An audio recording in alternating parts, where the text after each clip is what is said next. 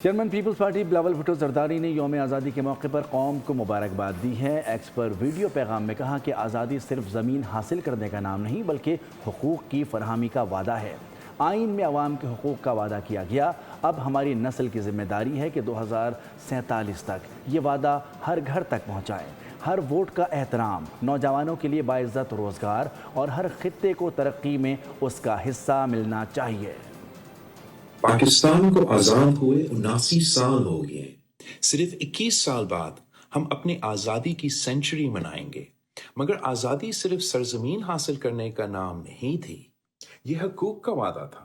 ہم نے اس وعدے کو اپنے آئین میں لکھا، ہمیں اسے بار بار دہراتے ہیں مگر ہمیشہ نبھاتے نہیں۔ 2047 تک ہماری نسل کا کام ہے اس آئینی وعدے کو ہر گھر تک پہنچانا، تاکہ محنت کی کمائی سے گھر چل سکے، نوجوانوں کو عزت کا روزگار ملے، ہر ووٹ کا احترام ہو اور ہر علاقے کو پاکستان کی ترقی میں اپنا حصہ ملے۔ آزادی ہر گھر تک۔ جشن آزادی مبارک۔ پاکستان کھپے، پاکستان پائندہ باد۔ برلن میں موجود پاکستانی سفارت خانے میں جشن آزادی کی پروقار تقریب کا انعقاد کیا گیا۔ پاکستانی سفیر ثقلین سعیدہ نے پرچم کشائی کی۔ تقریب میں پاکستانی کمیونٹی اور جرمن مہمانوں کی بڑی تعداد نے شرکت کی۔ سفیر پاکستان نے اپنے خطاب میں آزادی کی قدر اور قیمت اور ملک کی سلامتی کی اہمیت اجاگر کی۔ صدر مملکت، وزیر اعظم اور نائب وزیر اعظم کے خصوصی پیغامات بھی پڑھ کر سنائے۔ ڈاکٹر سینٹی ماریا اینسیلر کو اعزاز سے نوازا گیا۔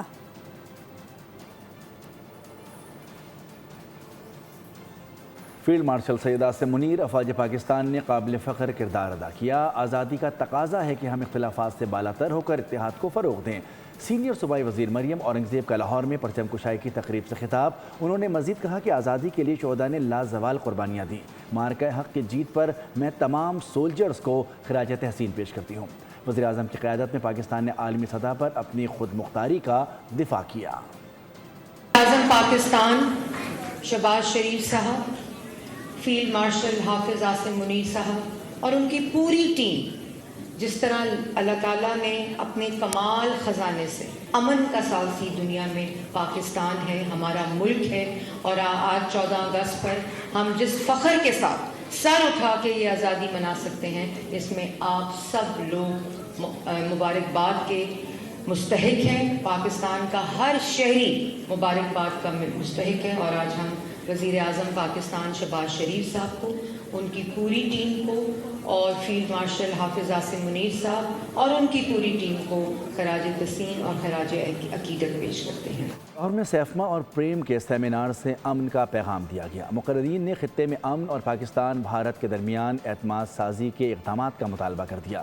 سیفما کے وفد نے واگا بارڈر پر چراغاں بھی کیا۔ مزید تفصیلات خرم ملک کی اس رپورٹ میں۔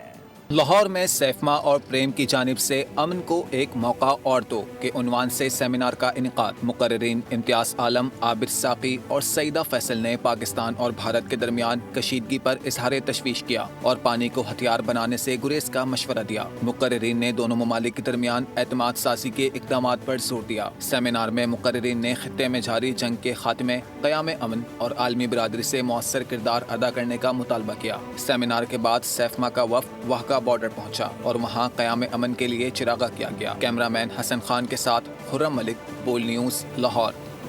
اسلام آباد میں وزیر اعظم شہباز شریف نے ایوان صدر میں صدر مملکت آصف علی زرداری سے ملاقات کی اور انہیں یوم آزادی کی مبارکباد پیش کی۔ ملاقات میں وزیر اعظم نے صدر مملکت کو مکہ دفاعی معاہدے کے حوالے سے آگاہ کیا اور اس کے ساتھ ساتھ صدر آصف علی زرداری نے معاہدے پر مؤثر عمل درآمد کے لیے نیک خواہشات کا اظہار بھی کیا۔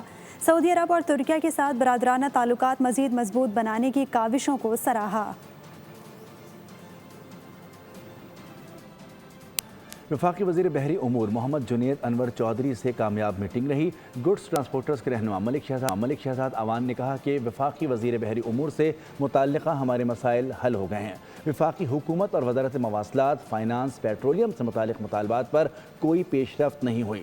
وفاقی حکومت اور صوبائی حکومتوں سے متعلقہ مطالبات پر ڈیڈ لاک برقرار ہے۔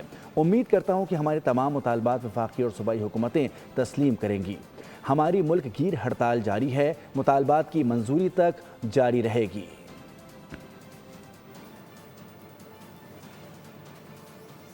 یومیہ پرائسنگ پالیسی اور پیٹرولیم مصنوعات سستے کرنے کے عوامی مطالبات نظر انداز کر دیے گئے۔ پیٹرولیم ڈیلرز نے اپنا مارجن بڑھوا لیا۔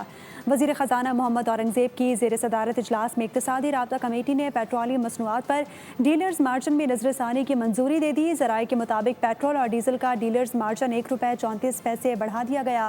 پیٹرول اور ڈیزل پر ڈیلرز مارجن ₹9.98 ہو گیا۔ اس نئی پیش رفت کے بعد پیٹرول اور ڈیزل مزید مہنگا ہونے کا خدشہ پیدا ہو گیا۔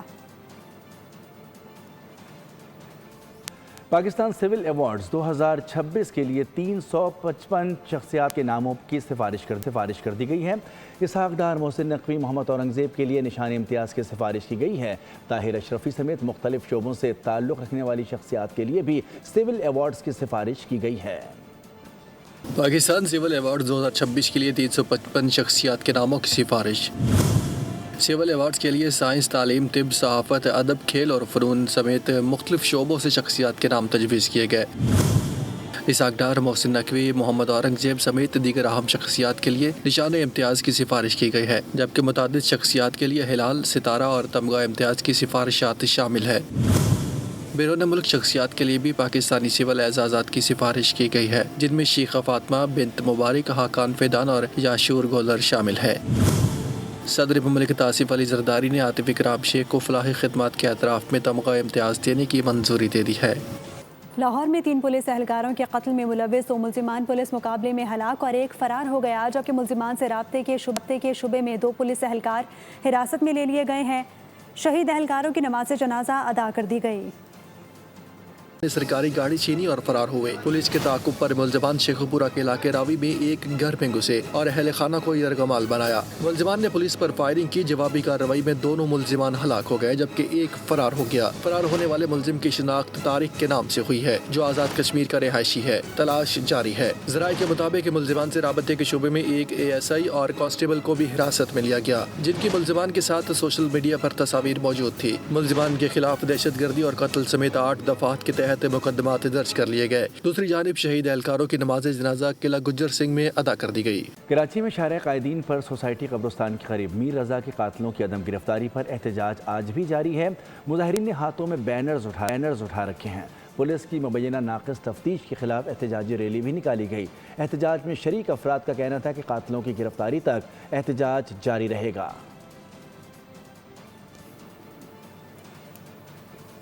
میر رضا قتل کیس میں غفلت برتنے پر کرائم سین یونٹ گلشن ڈویژن کے انچارج انور بھٹو کو معطل کر دیا گیا ہے۔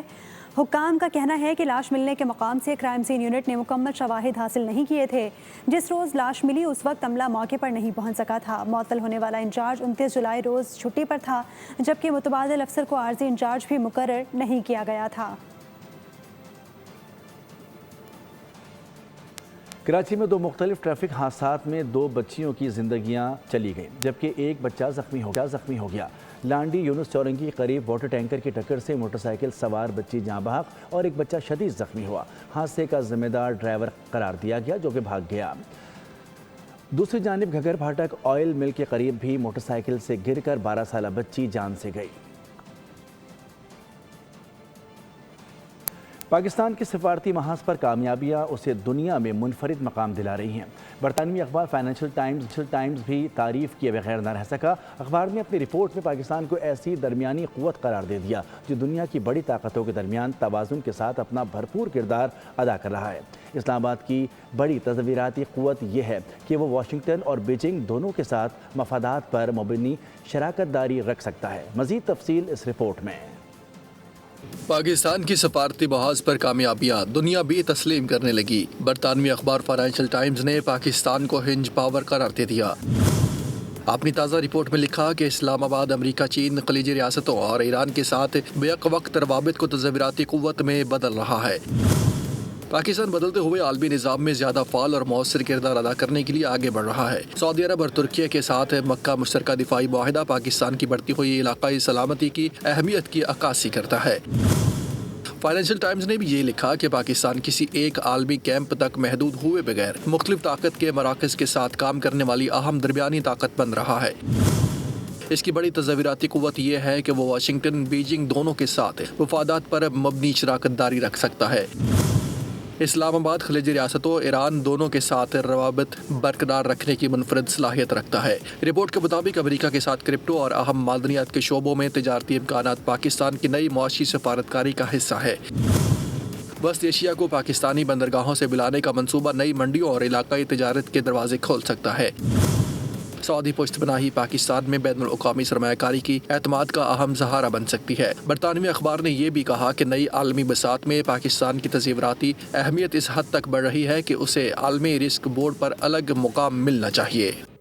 امریکہ نے مشرقی وسطی میں طیارہ بردار بحری جہاز کی تبدیلی کا فیصلہ کر لیا۔ امریکی اخبار وال اسٹریٹ جرنل کے مطابق U S S George Washington طویل عرصے سے تعینات U S S Abraham Lincoln کی جگہ لے گا، اور اس کے ساتھ ساتھ امریکی وزیر جنگ پیٹ ہیگزت کا کہنا ہے کہ ایرانی بندرگاہوں کی ناکہ بندی ضرورت پڑنے تک جاری رکھی جا سکتی ہے، جبکہ امریکی بحریہ ضرورت کے مطابق اپنے جنگی بحری جہاز تبدیل کرتی رہے گی۔ باب المندب اور ابنا ہرمز میں حالات اچھے نہیں۔ تازہ واقعے نے امریکی دعوے پر سوال کھڑا کر دیا۔ متحدہ عرب امارات کے 2 بحری جہازوں پر حملہ ہو گیا۔ پاسداران انقلاب کا کہنا ہے کہ ہرمز پر ایران کا کنٹرول ہے۔ دوسری جانب باب المندب میں بھی میزائل داغ دیے گئے۔ امریکی دعوے کے باوجود آبنہ ہرمز میں کشیدگی برقرار، 2 اماراتی آئل ٹینکرز نشانہ بن گئے۔ دونوں جہازوں کا تعلق ابو ظہبی سے بتایا جاتا ہے۔ اماراتی حکام کے مطابق واقعے میں کوئی جانی نقصان نہیں ہوا، جبکہ صورتحال پر قابو پا لیا گیا ہے۔ ایسے میں پاسداران انقلاب کا اہم بیان سامنے آ گیا۔ دعویٰ کیا کہ آبنہ ہرمز بند ہے اور اس سے ہونے والی تمام نقل و حرکت پر ایران کا مکمل اور فیصلہ کن کنٹرول ہے۔ کوئی نقل و حرکت ایران کی نظروں سے اوجھل نہیں۔ پاسداران کی جانب سے جاری بیان میں کہا گیا کہ آبنہ ہرمز کی صورتحال کا اندازہ امریکی بیانات سے نہیں بلکہ زمینی حقائق سے لگایا جانا چاہیے۔ ادھر یمن میں حوثی گروپ کی جانب سے بھی آبنہ باب المندب کے قریب 2 میزائل داغ دیے گئے۔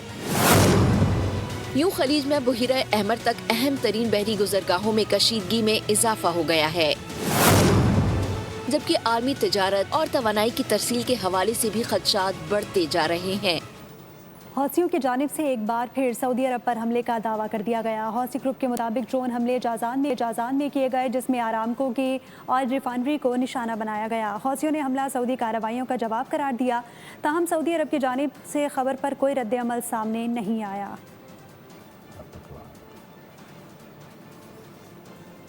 آبنہ ہرمز کے بندش سے عالمی شپنگ کمپنیوں کو بھاری مالی نقصان کا سامنا ہے۔ German shipping company hopping light کے مطابق رواں سال کی دوسری سہ ماہی میں مشرق وسطیٰ کی جنگ اور آبنہ ہرمز کے بندش کے باعث کمپنی کو تقریباً $600 ملین کا نقصان ہوا۔